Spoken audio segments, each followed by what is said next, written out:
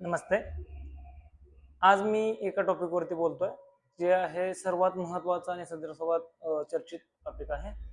आपण 2026 मध्ये 2026 मध्ये कोणत्या कोणत्या स्टॉक्समध्ये इन्व्हेस्टमेंट केली पाहिजे, कोणत्या सेक्टर्स पासून सुरुवात केली पाहिजे, ज्यामध्ये आपण चांगले अपसाईड पोटेन्शियल पाहू शकतो आणि चांगल्या लेवलवरती रिटर्न्स घेऊ शकतो. आता मी जे बोलतोय ते पर्टिक्युलर सेक्टर्स ॲज वेल एज कंपनीज आणि त्यांच्या प्राइसेस याच्यावरती बोलेन. सो सगळ्यात पहिल्यांदा आपण सुरुवात करताना पहिली सेक्टरचे जे आहे त्याच्या अगोदर मी तुम्हाला सांगेन की हे सेक्टर्स आम्ही कसे चूज करतो, स्टॉक्स कसे चूज करतो, हे मी तुम्हाला ब्रीफमध्ये सांगेन. तर सर्वात महत्वाची बाब हे आहे की एखादी कंपनी जर आपण चूज करतो तर ती कंपनी ही चांगल्या सेक्टरमधली पाहिजे, ज्या सेक्टरमध्ये ग्रोथ असावी, ज्या सेक्टरमध्ये लॉंग टर्ममध्ये चांगली ग्रोथ असावी, असा सेक्टर तुम्ही चूज करा. सेक्टर चूज करताना तुम्ही कसं चूज करावं, तर ग्लोबल लेवलवरती, डोमेस्टिक लेवलवरती किंवा आपल्या जिओग्राफिकलच्या आसपास जे जे प्रॉब्लेम्स आहेत, मॅनकाइंडला जेवढे प्रॉब्लेम्स आहेत, अर्थला जेवढे प्रॉब्लेम्स आहेत, किंवा अजून काय कोणतेही प्रॉब्लेम्स आहेत, हेल्थचे प्रॉब्लेम्स असतील, ट्रॅव्हलिंगचे प्रॉब्लेम असतील, किंवा इन्फ्रास्ट्रक्चरचे प्रॉब्लेम असतील, क्लायमेट चेंजिंगचे प्रॉब्लेम असतील, सायबर सिक्युरिटीचे प्रॉब्लेम असतील, तर या सर्व गोष्टींना तुम्ही रीड केलं पाहिजे, एक सुपरवाइज केलं पाहिजे, लक्ष दिलं पाहिजे. मग ह्यातून तुम्हाला लक्ष देईल की कोणत्या कोणत्या सेक्टर्समध्ये खूप मोठी अपॉर्च्युनिटी आहे. मग पहिल्यांदा ते सेक्टर समजले की त्याच्यानंतर तुम्ही स्टॉक्समध्ये पहा. स्टॉक्समध्ये पाहिल्यानंतर स्टॉकमध्ये पहा म्हणजे काय, एखादी कंपनी पहा जे फंडामेंटल्स कसे आहेत, या सेक्टरमध्ये मोनोपोली कशी आहे, सेक्टरची जेवढी ग्रोथ होते नुसार, कंपाऊंडिंग अॅन्युअल ग्रोथनुसार, तशी ह्या कंपनीची होती का, इंटरनली कंपनीमध्ये प्रॉफिट चांगला वाढतोय का, ह्या गोष्टी पाहिजेत. तर त्याच्यामध्ये मी तुम्हाला वारंवार एक क्यूएलजीपी थिअरी आहे ती सांगत असतो, त्याच्यानुसार तुम्ही चेक करू शकता. सो पहिल्यांदा आहे की क्यूएलजीपी मध्ये क्यूएलजीपी म्हणजे क्यू म्हणजे काय आहे, क्वालिटी मॅनेजमेंट, क्वालिटी प्रोडक्ट पाहिजे. एल म्हणजे लॉन्जिव्हिटी इन ग्रोथ पाहिजे, लॉंग टर्म मध्ये कंपनी चालली पाहिजे. थर्ड काय आहे तर ग्रोथ इन प्रॉफिट पाहिजे, कंपनीच्या ग्रोथ मध्ये चांगले ग्रोथ प्रॉफिट असला पाहिजे, ऍक्च्युअल प्रॉफिटचीच ग्रोथ असेल तर कंपनी काय होईल, टिकेल. जसं मागच्या वर्षीचा समजा 1000 कोटी कमवले तर या वर्षी 1200 1200 कोटी कमवले पाहिजे, त्याच्या पुढच्या वर्षी 1500 कोटी, त्याच्यानंतर 1700 कोटी, असं कंपनीचा प्रॉफिट जो आहे तो 20-25% मध्ये हा ग्रोथ मिनिमम झाला पाहिजे. ठीक आहे. सो अशी कंपनी असेल तर ती कंपनी चांगली ग्रोथ करू शकते, तुमचा पैसा मल्टिप्लाय करू शकते. जर समजा तुमची इन्व्हेस्टमेंट आहे, आता हे का, एखाद्या कंपनीमध्ये तुमची जर इन्व्हेस्टमेंट असेल तर बाबा आपली कंपनी ही किती पैसा वाढवून देईल हे समजतं आपल्याला की कंपनीची ग्रोथ किती टक्क्यांनी वाढते याच्यावरून. पकडून चला एखादी कंपनी जर समजा 25% ग्रोथ करून घेत असेल स्वतःमध्ये प्रॉफिटमध्ये, तर ती कंपनी तुमचा पैसा तेवढ्या पटीत वाढवणार आहे, तेवढ्या पर्सेंटमध्ये वाढवणार आहे.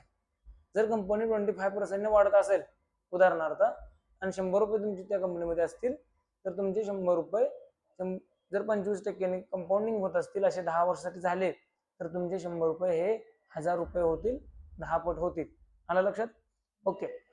तर मग ह्या पद्धतीने आपण स्टॉकमध्ये जेव्हा लक्ष देतो किंवा नुसार बघतो, तेव्हा लास्ट जे पी आहे ते खूप महत्वाचं आहे. आपण जेव्हा डिसिजन घेतो एखाद्या इन्व्हेस्टमेंटचं, त्यावेळेस सर्वात महत्वाची बाब काय आहे, तर ती कंपनी कुठल्या लेवलला मिळते. कारण लक्षात राहू द्या, ग्रेट कंपनी म्हणजे ग्रेट स्टॉक असेल असं नव्हे. एखादी कंपनी ग्रेट असेल, एखादं सेक्टर ग्रेट असेल, तर ती स्टॉक आपण बायच केला पाहिजे, त्याच्यामध्ये प्रॉफिटच मिळेल असं नव्हे. सो चांगल्या कंपन्या ज्या प्रॉफिट करून देतील, त्या तुमच्या खूप मोठ्या नामांकितही नसतील, परंतु त्या पैसे कधी कमवून देतील, जेव्हा तुम्ही त्याची वर्थ जेवढी आहे त्याच्या खाली बाय कराल. कंपनीची जे वर्थ 100 रुपयाची आहे आणि तुम्ही जर कंपनी समजा 50 रुपयाला फाइंड करून ती कंपनी खरेदी केली, तर तुम्ही 50% जेवढे आहेत तेवढे इझिली कमवाल. बट जर 50 रुपयाला खरेदी केली असेल तर 100 रुपयेपर्यंत असतोपर्यंत तुम्हाला ती कंपनी 100% कमवून देईल. याचा अर्थ काय आहे, you have to buy assets less than the worth. जर समजा त्यांची वर्थ 100ची असेल, 200ची असेल, आणि तुम्ही समजा तो 10 रुपये 20 रुपयाला घेत असाल, तर तुम्ही 10 टाइम 20 टाइम पैसा कमवू शकाल. सो ग्रेट कंपनीमध्ये पैसा बनतो का, तर त्याच्यावरती खूप मोठा क्वेश्चन मार्क आहे. मी म्हणतो की ते नाही बनत. तुम्ही टाटा घ्या, बिर्ला घ्या, रिलायन्स घ्या, ह्या कंपन्या तुम्हाला तेवढा रिटर्न देणार नाहीत. So great companies are not the great stocks. So great stocks कोणते आहेत, त्या कंपन्यामध्ये क्वालिटी मॅनेजमेंट आहे, ग्रोथ आहे आणि सेन्सेबल प्राइस टॅग आहे. त्यांच्यावरती तुम्ही प्राइस जी पे करताय कंपनी, ती तुम्हाला अंडर व्हॅल्यू भेटली पाहिजे. आता हे तुम्हाला माहित नसेल तर तुम्हाला हेच व्हिडिओ जो आहे तो शेवटपर्यंत पहा. अशा कंपन्या आणि असे सेक्टर्स मी तुम्हाला सांगण्याचा प्रयत्न करत आहे. सो सगळ्यात पहिल्यांदा मी सेक्टर सांगेन एनर्जी सेक्टर. एनर्जी सेक्टरमध्ये तुम्हाला मी सांगेन की बऱ्याचशा कंपन्या आहेत ज्या माझ्या रडारवरती आहेत, कंपनी मोतीलाल ओसवालच्या रडारवरती आहेत, आणि त्या खूप सुंदर कंपन्या आहेत ज्या तुम्हाला खूप चांगले नफे कमवून देऊ शकतात भविष्यामध्ये. कारण कंपनी स्वतः मल्टिप्लाय होत आहे, तर तुम्ही त्याच्यामध्ये जर रिटर्न इन्व्हेस्टमेंट केली तर चांगला तुम्हाला प्रॉफिट मिळू शकतो. कंपनी स्वतः मल्टिप्लाय होत असताना तुमचा पैसा सुद्धा मल्टिप्लाय ऑटोमॅटिकली होत असतो. शेअर बाजार ही अशी एकच संधी आहे ज्यामध्ये तुम्ही एकदम कमी रुपये पैसे टाकून सुद्धा देशसेवा आणि आपली स्वतःची श्रीमंती एकदम तुम्ही करू शकता. ठीक आहे, मिळवू शकता, साध्य करू शकता. सो तुम्ही पकडून चला एखादी कंपनी पकडली एनर्जी सेक्टरमध्ये, मी कंपनी सांगतो वारी एनर्जी. वारी एनर्जी अशी कंपनी आहे जी कंपनी स्वतःचा एबिटा मागच्या 5 वर्षामध्ये 10 टाइम करते. 10 टाइम म्हणजे खूप जास्त झाला. तुम्ही पकडून चला एबिटा मध्ये आलात तर, सॉरी मी 10 टाइम म्हणलो, बट ऍक्च्युली 27 टाइमच्या आसपास त्यांनी केलेलं आहे. म्हणजे जेवढा मी बोलतो त्याच्यापेक्षा एक्सपेक्टेड जेवढा माझा आहे किंवा 10 टाइम सुद्धा खूप मोठा आहे, तर 27 टाइम जर एखादी कंपनी करत असेल तर ती वारी एनर्जी आहे. 93 करोड ह्या कंपनीचा एबिटा होता 2020 मध्ये. तुम्ही क्रॉस चेक करू शकता. मी नीट सांगतो, नीट ऐका. 93 कोटी 2020 मध्ये होता. 2025 येता येता त्या कंपनीने 2700 कोटीचा इबिटा कमवलाय. मित्रांनो, ही कंपनी ती आहे जी कंपनी पीएम कुसुम योजनेमध्ये सर्व सोलार पॅनल्स तुम्हाला प्रोव्हाइड करते. कोणी जरी पीएम कुसुम योजनेमधून समजा सबसिडी घेत असेल तर त्याच्यामध्ये वारीची पॅनल्स तुम्हाला मिळून जातात. आणि हे वारीचे पॅनल्स जे आहेत ते खूप मोठ्या लेवलवर चालतात. मग आता तुमचा हा सगळ्यात मोठा क्वेश्चन हा असू शकतो की ओके, 93 कोटीची कंपनी 2700 कोटीला झाली, पण बाबा ही कंपनी पुढे ग्रो होऊ शकते का, अशीच मोठी होऊ शकते का? तर त्याचं उत्तर आहे यस, ही कंपनी अशी ग्रोथ होऊ शकते. त्याचं कारण हे आहे की आपल्या इंडियामध्ये वाढती डिमांड, ग्रीन एनर्जीसाठी वाढती डिमांड.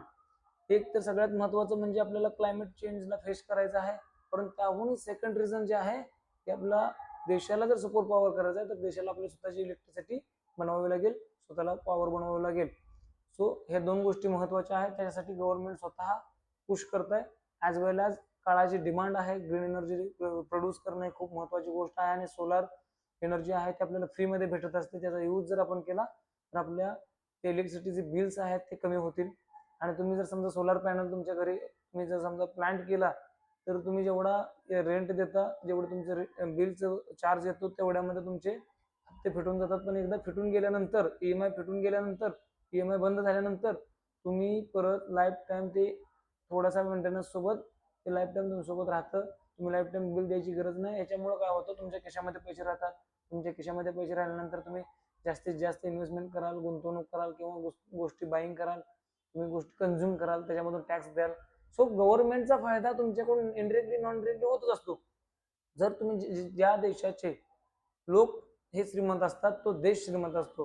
सो लोकांना श्रीमंत करणं हे सुद्धा देशाचं कर्तव्य आहे आणि देश ते करतो आहे. पण देश म्हणजे काय, तर तुम्ही आम्ही म्हणजे देश आहोत. जर आपण स्वतःला श्रीमंत करत आहोत तर ते देशावरती केलेला एक मोठा उपकार सुद्धा असू शकतो. सो स्वतःला श्रीमंत करणं हे आपलं कर्तव्य आहे, आपला तो अधिकार आहे. आपण ते केलं पाहिजे, पण चांगल्या मार्गाने केलं पाहिजे. बर, चला आपला विषयावरती परत येऊयात.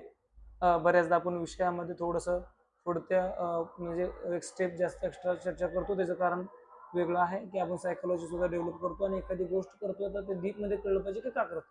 ओके, तर आपण दुसरी कंपनी पाहतोय हिताची पॉवर. हिताची पॉवर ही खूप चांगली कंपनी आहे. 17,500 पासून 18,000च्या ह्या रेंजमध्ये तुम्ही खरेदी करू शकता जर समजा खरेदी करायची असेल तर. पण ही जी ऍडवाइस आहे ते तुम्ही एक आज फक्त एज्युकेशन पर्पज घ्या. तुम्ही मला वैयक्तिक भेटून तुम्ही कन्सल्ट करा, त्यावेळेस मी तुम्हाला सांगेन की तुमच्यासाठी हे योग्य आहे की नाही, किंवा तुमच्या पर्सनल फायनान्शियल ऍडमिशनला तुम्ही विचारू शकता. हिताची पॉवर अशी कंपनी आहे जी की इक्विपमेंट बनवते. इक्विपमेंट कुठले बनवते, जे की जिथं पकडून चला ग्रीन एनर्जी एका ठिकाणी बनते, ए ठिकाणी बनते आणि बी ठिकाणी सिटी आहे, मेट्रो सिटी आहे. ह्याच्यामध्ये जो खर्च येतो, जो मधला खर्च आहे, इलेक्ट्रिसिटी बनवल्यानंतर जो खर्च येतो त्याच्यापेक्षा जास्त खर्च हा इलेक्ट्रिसिटी ट्रान्सपोर्ट करण्यासाठी येतो, वाहन करण्यासाठी येतो. मधले जे इक्विपमेंट्स आहेत ते खूप चांगल्या पद्धतीने ग्लोबल लेवलवरती काम करणारी कंपनी जी आहे ते 1 ऑफ 2 or 3 कंपनीज मध्ये हिताची पॉवर आहे. चांगली कंपनी आहे आणि त्याच्यामध्ये व्हॅल्यू खूप चांगली आहे. याचाही इबिटा चांगला वाढतोय. कंपनीमध्ये कॉलेज मॅनेजमेंट आहे, प्रोडक्ट आहे, सेन्सेबल प्राइस टॅग आहे, ॲज वेल एज कंपनीमध्ये ग्रोथ आहे. सो तुम्ही ह्या कंपनीलाही तुम्ही चेक करू शकता. ह्याच्यानंतर एनर्जी सेक्टरमध्ये बऱ्याचशा कंपन्या आहेत. एनटीपीसीने न्यूक्लिअर पॉवरचा नवीन रिसेंटली प्लॅन ठेवलाय. तुम्हाला त्या कंपनीमध्ये अट्रॅक्टिव्ह व्हॅल्यूज पेक्षा ते न्यूक्लिअर पॉवरने जर सक्सेसफुल त्यांनी प्रोजेक्ट करू शकले तर ते खूप मोठी गोष्ट आहे. सो अजून बऱ्याचशा कंपन्या आहेत जे एनर्जी सेक्टरमध्ये काम करतात. त्या कंपन्या आपण नंतर जर तुम्हाला समजा हव्या असतील तर तुम्हाला कमेंट करून सांगा, मी तुम्हाला ते प्रोव्हाइड करेन. एनर्जी सेक्टरमध्ये मी तुम्हाला एक कंपनी आहे जी आवडीने सांगेन, सुझलॉन आहे. तिलाही लक्ष द्या. 50 रुपयाचं शेअर आहे. ती खूप चांगलं काम करते. IEX गव्हर्नमेंटची कंपनी, एनर्जी एक्सचेंजची कंपनी आहे. 134च्या आसपास, 30च्या आसपास कंपनी आहे. आणि वारी एनर्जी आहे तो 2600 रुपयाच्या आसपास सध्या आहे, ट्रेड करतो. खूप चांगली कंपनी, तुम्ही चेक करू शकता. त्याच्यानंतर सेक्टर आहे कन्झम्पशन सेक्टर. त्याच्यामध्ये VMM आहे, ट्रेंट आहे. दोन कंपन्या आहेत ज्याचे खूप चांगलं काम करत आहेत. त्यांचा EBITDA चांगला वाढतोय. यांचे तुम्ही ग्रोथ पाहाल तर खूप सुंदर, खूप ट्रिमंडस ग्रोथ आहे. खूप चांगल्या लेवलवरती ग्रोथ करतायत. ट्रेंडच्या बाबतीत बघाल तर झोडिओ आणि वेस्टसाईड याची सबसिडी आहे. आणि मॅनेजमेंट बघाल तर टाटाचं मॅनेजमेंट आहे. 1.5 लाख कोटीची याची मार्केट कॅप आहे. शेअर प्राइस सध्या 4,000 रुपयाला आहे. 8,000 रुपयाला हा शेअर प्राइस होती 2024 मध्ये. त्यावेळेस स्टॉकचा जो EBITDA होता तो 2,000 कोटीचा होता 2024 मध्ये. आणि आता 2025 मध्ये तुम्ही बघाल तर EBITDA हा डबल झालेला आहे ऑलमोस्ट. आणि तरीही स्टॉकची प्राइस ही 8,000 वरून 16,000 न जाता 4,000 वरती आहे. त्याचं कारण हे मार्केट खाली आहे, मार्केटचं टाइम करेक्शन आहे. जर हा स्टॉक तुम्ही डिस्काउंटमध्ये जर समजा तुम्हाला वाटत असेल, व्हॅल्युएशन वाटत असेल तर तुम्ही चेक करू शकता. याच्यावर तुम्हाला त्याला 6,000 टार्गेट आहे. परंतु मला वैयक्तिक वाटते की कंपनीला आपला पहिला हाय हा मॅच करायला खूप जास्त दिवस लागणार नाहीत. तुम्ही चेक करू शकता.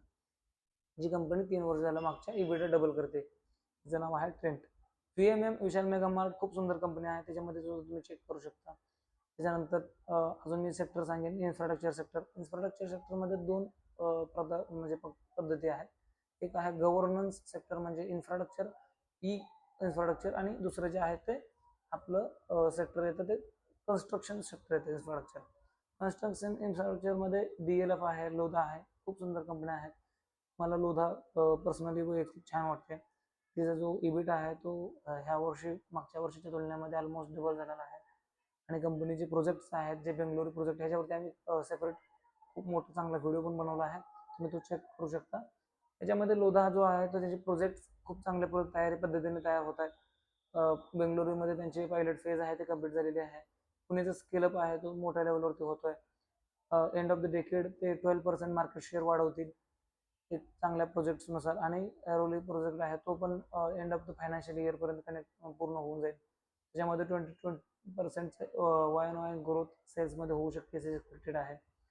पुण्याचा स्केलअप आहे तो 40% स्केलअप जो आहे तो 40% ग्रोथ आणून देऊ शकतो इयर ऑन इयर सेल्समध्ये. आणि बेंगलोरची पण जे फेज आहे ते कम्प्लीट झाल्यामुळे त्याच्यामधून हे सुद्धा चांगलं कलेक्शन त्यांचं जे होऊ शकतात सेलिंगमध्ये. आणि तुम्हाला इयर एंडिंगच्या क्वार्टरमध्ये दिसून जाईल ते. त्याच्यानंतर तुम्ही इन्फ्रास्ट्रक्चरच्या नंतर कन्झम्पशनच्या नंतर तुम्ही कुठलं सेक्टर पाहू शकता. सायबर सिक्युरिटीज आहे, त्याच्यामध्ये बरेचसे स्टॉक्स आहेत, तुम्ही चेक करू शकता. मी आता सध्या त्याच्यावरती तुम्हाला पर्सनल रिकमेंडेशन देणार नाही, परंतु मी तुम्हाला जस्ट ॲडवाईज करेन की एक स्टॉक आहे ज्याला तुम्ही पाहू शकता. मी ॲडवाईज करतो म्हणजे मित्राला सोडतो.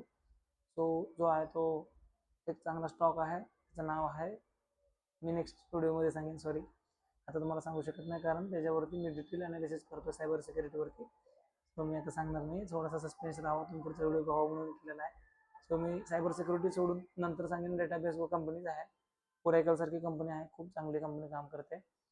त्याच्यानंतर तुम्ही IT सर्व्हिसेसमध्ये सुद्धा कंपनीमध्ये चांगलं, इथून पुढं एक डाऊन साईड रिस्क कमी झालेली आहे. त्याचं कारण आहे की मागच्या 5 ते 6 वर्ष झालं कंपन्या अजिबात त्याच्या जागेवरून तसकम्मच नाही झालेले आहेत, हल्लेले नाही आहेत. आणि जेव्हा जेव्हा लक्षात राहू द्या, एक स्ट्रॅटर्जी आहे, जेव्हा जेव्हा कंपनीज खूप काळ एक सेक्टर खाली राहतं किंवा एक ॲसेट खूप काळ खाली राहतं तर त्याची डाऊन साईड रिस्क कमी होते. त्यावेळी खूप जण आहेत ती सेल करतात, त्याच्यामध्ये इंटरेस्ट दाखवत नाहीत. परंतु एक स्ट्रॅटर्जी आहे, त्यानुसार जेव्हा एखादी कंपनी, एखादं सेक्टर खूप खाली खूप काळ राहतं त्या सेक्टरमध्ये आपण इन्व्हेस्ट करायला पाहिजे असं सांगतं. त्याचं नाव आहे कॉन्ट्रॅरिझम. जे आहे ते टेक्निक खूप प्रसिद्ध आहे. आणि नरेन जी आहेत जे ICICI प्रुडेन्शियलमध्ये AMC मध्ये हेड आहेत, ते हे वापरतात. जेव्हा तुम्ही सगळं जग बाय करत असतं तेव्हा तुम्ही सेल करा, आणि जेव्हा सेल करत असतं तेव्हा तुम्ही बाय करा. त्याला कॉन्ट्रॅरिझम असं म्हणतात. त्याच्यानुसार तुम्ही आय टी सेक्टरमध्ये सुद्धा चेक करू शकता की पेटी आहे त्याचं मार्केट, BMW मध्ये मार्केटमध्ये चांगला मार्केट शेअर आहे, ADR मध्ये ऑटो ड्रायव्हिंग सिस्टीममध्ये खूप चांगली कंपनी आहे. त्याच्यानंतर बऱ्याचशा कंपन्या आहेत ज्या तुम्ही पाहू शकता आय टी सर्व्हिसेसमध्ये आहेत. इथून पुढे त्यांच्यामध्ये चांगलं इंडियामध्ये आय टी सर्व्हिसेसमध्ये मी का रेकमेंड करतो, इंडियाच्या बाहेर तुम्ही आय टीमध्ये करू नका किंवा AIच्या कंपन्यामध्ये करू नका असं मी म्हणेन. कारण जो ग्लोबल लेवलवरती 2011 पासून 11 मध्ये जी व्हॅल्युएशन होती त्यानंतर आता व्हॅल्युएशन खूप कमी झालेली आहे. 27% वरती ट्रेड करत आहेत सगळ्या कंपन्या, असं सगळ्यांचं मत आहे. रिपोर्ट्स आहेत रिसेंटली आलेले आहेत, बिलियन्सचे रिपोर्ट्स आहेत. जेवढे पण इन्व्हिडिया आहेत बाकीच्या कंपन्या आहेत त्या खूप हाय व्हॅल्यूवरती ट्रेड करतात. ह्याचा अर्थ असा नाही की त्या कंपन्या चालणार नाहीत, त्या कंपन्या थोड्याशा खालीवरती स्टॉक्स होतील, प्राइसेस होतील, पण त्या कंपन्या ज्या आहेत ते जग लीड करतील. AI कंपन्या ज्या आहेत ते जग लीड करतील, याच्यामध्ये कोणतेही दुमत नाही. परंतु त्याच्यामध्ये इन्व्हेस्टमेंट करण्यासाठी इंडियामध्ये जर तुम्ही IT सर्व्हिसमध्ये केलं तर ते रिसेशनमध्ये पडतं, डाऊन साईड रिस्क कमी आहे, अपसाईड पोटेन्शियल चांगलं आहे. पण त्याच्यानंतर मी तुम्हाला सांगितलं होतं की ई कॉमर्स कंपनीज हे थोडंसं कनेक्टेड येतात. ज्या कंपन्यांमध्ये मार्जिन खूप राहतं, स्टोर्सचं रेंट आहे किंवा खूप जास्त लोकांचे रेंट्स आहे, पेमेंट्स आहे, द्यायला लागत नाहीत, त्यामुळे त्यांना ई कॉमर्स कंपनीज आहेत त्याच्यामध्ये पण तुम्ही चेक करू शकता. अनलिस्टेड कंपन्या झेप्टो आहे, अशा कंपन्या आहेत, झोमॅटो आहे, स्विगी आहे, ह्या कंपन्या खूप मोठं मार्केट शेअर ठेवणं आहेत. कारण ई कॉमर्स सेक्टर खूप मोठा आहे इंडियासारख्या कंपनीमध्ये, इंडियासारख्या देशामध्ये ज्या कंपन्या आहेत त्या कंपन्या खूप कमी आहेत, त्यामुळं त्यांचं मार्केट शेअर चांगलं आहे. सो आशा आहे की मार्केट शेअर त्यांचा जो आहे याचा फायदा होईल आणि यांना चांगला प्रॉफिट होईल. पण ई कॉमर्समध्ये सुद्धा तुम्ही चेक करू शकता, ई कॉमर्समध्ये सुद्धा कंपन्या बघू शकता, त्यामध्ये बऱ्याचशा कंपन्या आहेत काम करतात, डिलिव्हरी कंपनी काम करते, त्याच्यामध्ये सुद्धा तुम्ही चेक करू शकता. डिलिव्हरी मला पर्सनली थोडंसं आवडतं, व्हॅल्युएशन चांगली वाटते. कॅपिटल मार्केट आहे त्याच्यामध्ये BSE आहे, एंजल वन आहे, NSDL आहे, ह्या कंपन्या चांगलं काम करत आहेत, त्याच्यामध्ये तुम्ही पाहू शकता. एंजल वन मला पर्सनली आवडतो, पण 2200च्या रेंजमध्ये तो चांगला आहे, तो 2400 रुपयाला आहे. 2200 रुपयाला हा स्टॉक आहे, तुम्ही घेऊ शकता. 2150 2200 रुपयाच्या लेवलवरती घेऊ शकता जर तुम्हाला तुमच्या अनालिसिसमध्ये चांगला वाटला तर. हे माझ्या लेवलवरती मला चांगला वाटतं. कॅपिटल मार्केट म्हणजे काय? कॅपिटल मार्केट म्हणजे जे लिक्विड फंड्स, लिक्विड कॅश जिथं संबंध येतो, लाईक डिपॉझिटरी आहेत, एक्सचेंज आहेत, NBFCs आहेत, नॉन बँकिंग फायनान्स आहे, बजाज फिन्सर्व सारख्या, त्याच्यानंतर बँकिंग आहेत, ह्या सगळ्या सेक्टरला कॅपिटल मार्केट म्हणतात. अख्खं कॅपिटल मार्केट जे 18% 18% ग्रो होत आहे कंपाऊंडिंग लेवलवरती, जे की प्रत्येक 5 वर्षानंतर ते डबल होईल. सो जे कॅपिटल मार्केट आहे ते खूप चांगलं ग्रो करतं, त्याच्यामुळं बँक्समध्ये, NBFCs मध्ये आणि जे डिजिटल पेमेंट सिस्टम्स आहेत, पेटीएम सारख्या कंपन्या आहेत, त्याच्यामध्ये ग्रोथ चांगली दिसते. परंतु ह्याच्यामध्ये मला ब्रोकिंग सेक्टरमध्ये चांगली ग्रोथ वाटते, कारण एक काळ होता की 2020 मध्ये फक्त 4 कोटी डिमेट होते. आज दिवस असे आलेले आहेत की फक्त ह्याच वर्षी 3 ते 3.5 कोटी डिमेट ओपन झालेले आहेत. आज डिमेटची संख्या आहे भारतामध्ये 19 करोड. 4 करोड 2020 मध्ये कुठं आणि 5 वर्षांमध्ये 19 करोड कुठं. जे डिमेटमध्ये इजाफा होतोय, ज्या लेवलवरती लोक डिमेट ओपन करतात, मार्केटमध्ये इन्व्हेस्टमेंटची इंटरेस्ट घेत आहेत, म्युच्युअल फंड करतायत, स्टॉक घेत आहेत, त्या लेवलवरती इन्व्हेस्टमेंट लोकांची जी आहे ती त्यासाठी पैसे चांगले वाचवत आहेत. ह्याच्यामधून कळून जात आहे की इथून पुढं एक डिपॉझिटरी, एक्सचेंज आणि ब्रोकिंग सेक्टरमध्ये सुद्धा चांगली एक अपसाईड मुवमेंट बघू शकता तुम्ही. त्याच्यानंतर तुम्ही जर सेक्टर बघायला गेलात तर तुम्ही सेक्टर आणि स्टॉक्सने मला वैयक्तिक वाटतंय की तुम्ही एक सेक्टर पाहायला पाहिजे क्लायमेट चेंज जे रिलेटेड आहे. जे पण क्लायमेट चेंजमध्ये सहयोग देत आहेत त्या कंपन्या खूप काम चांगलं करतील मला वैयक्तिक वाटतंय. त्यामध्ये वेस्ट मॅनेजमेंटमध्ये कंपन्या येतात, ज्याचं नाव आहे ग्रॅव्हिटा. ग्रॅव्हिटा ही वेस्ट मॅनेजमेंटमध्ये काम करते, खूप चांगली कंपनी आहे. 1992ला फाउंड झालेली कंपनी आहे. कंपनीमध्ये म्हणजे आता पुढे जाऊन 2028 मध्ये ते लिथियम सुद्धा रिसायकलिंग करतील, लिथियम बॅटरीज. आता सध्या ते बऱ्यापैकी कचरा जो आहे, वेस्ट आहेत, ते मॅनेज करतात सगळा आणि मॅनेज करून रिसायकलिंग करून त्याचे प्रोडक्ट बनवत आहेत. त्यामुळे ही कंपनी सुद्धा चांगल्या भावावरती आहे. 1700च्या लेवलवरती, 1600च्या लेवलवरती कंपनी राहिली तर तुम्ही ह्या कंपनीला अट्रॅक्टिव्ह व्हॅल्यू म्हणून बघू शकता. सर्विस पण हाय आहे. ह्या कंपनीचा सुद्धा EBITDA खूप सुंदर पद्धतीने वाढतोय. त्यांच्या हायपासून ही 50% कंपनी, नियर अबाउट 50% कंपनी खाली आहे. परंतु लक्षात राहू दे, एखादी कंपनी जर 50% फॉल झाली, डिक्लाइन झाली, तर तिथून तुम्ही कंपनी जर बाय केली तर ते 50% कव्हर झाला तर तुम्हाला 100% रिटर्न मिळत असतो. सो कंपनीज बघताना कधीही मॅथमॅटिक्स यूज करा, कॉमन सेन्स आपल्या सोबत जा, कॉमन सेन्समध्ये जा, म्हणजे कोणी इगोवरती घेऊ नका. कॉमन सेन्स म्हणजे लॉजिक्स वगैरे ह्या गोष्टींना लक्ष द्या. त्याच्यानंतर तुम्ही जर समजा बघितलात तर मला वैयक्तिक एक कंपनी चांगली वाटते, प्युरिफायर बनवते ती. तुम्ही सर्च करा कोणती कंपनी आहे, मी तुम्हाला नंतर सांगेन. परंतु ती कंपनी आहे ती एअर प्युरिफायर बनवते, ॲज वेल ॲज ती कंपनी एसीच्या सेगमेंटमध्ये पण काम करते. खूप मोठी कंपनी आहे. त्या मोटरोला सारखी कंपन्यांना मॅन्युफॅक्चर करते. त्या कंपनीचं नावाची सुरुवात डी पासून होते. सो तुम्ही मला कमेंट करू शकता, ती कंपनी सुद्धा चांगली काम करते. पण ती मी समजा त्याच्यामध्ये एसी मध्ये न घेता मी त्याला एअर प्युरिफायर मध्ये काम करते, म्हणून मी चेक करेन.